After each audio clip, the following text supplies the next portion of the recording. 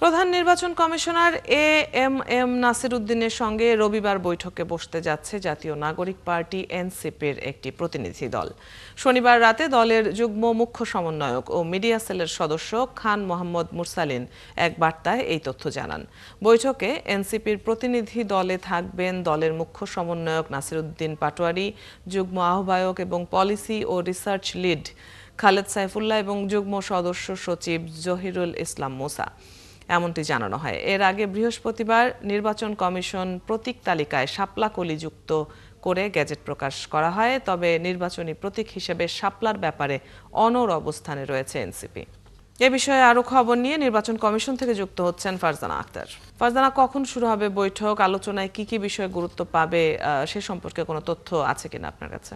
অদিতি, বিকাল ৩টায় বৈঠকটি শুরু হবে নির্বাচন কমিশন সূত্রে আমরা যেমনটি জেনেছি, এবং আলোচনা মূলত যেমনটি ধারণা করা হচ্ছে যে প্রতীকের বিষয়ে আলোচনা হতে যাচ্ছে। কারণ এনসিপি আসলে রাজনৈতিক দলের নিবন্ধনের যে প্রাথমিক পরীক্ষা সেখানে উত্তীর্ণ হয়েছে এবং নির্বাচন কমিশন থেকে ঘোষণা দেওয়া হয়েছে যে তাদেরকে নিবন্ধন দেওয়া হবে। তবে একটি বিষয়ে জটিলতা তৈরি হয়েছে, সেটি হচ্ছে প্রতীক। এনসিপি বলছে তারা শাপলা প্রতীক চায় এবং নির্বাচন কমিশন শুরু থেকে বলে আসছিল যে তাদের নির্বাচন কমিশনের তফসিলে শাপলা প্রতীক নেই, তাই তাদেরকে সেখান থেকে যে কোনো অন্য একটি প্রতীক তাদের পছন্দ করতে হবে। এবং এরই মধ্যে কিন্তু আমরা দেখেছি যে গত বৃহস্পতিবার নির্বাচন কমিশন শাপলা কলির মতো একটি প্রতীক তারা যে যুক্ত করে গেজেট প্রকাশ করেছে। এবং সেদিন কিন্তু আসলে অনেকেই ধারণা করছিল, বা আমরা ইসি সচিবকে প্রশ্ন করেছিলাম যে শাপলা কলি কি এনসিপিকে দেওয়া হবে কিনা, বা এনসিপির দাবির প্রেক্ষিতে কি শাপলাকলি যুক্ত করা হয়েছিল কিনা। ইসি সচিব বলেছিলেন যে আসলে কোনো রাজনৈতিক দলের দাবির প্রেক্ষিতে এটি যুক্ত করা হয়নি, এবং তিনি সরাসরি বলেছিলেন যে আসলে শাপলাকলি এবং শাপলার মধ্যে কিন্তু ভিন্নতা রয়েছে। এবং এনসিপিকেও আমরা কিন্তু দেখেছি, এনসিপি বলেছে আসলে শাপলাকলি নয়, তারা প্রতীক হিসেবে শাপলাই চায়।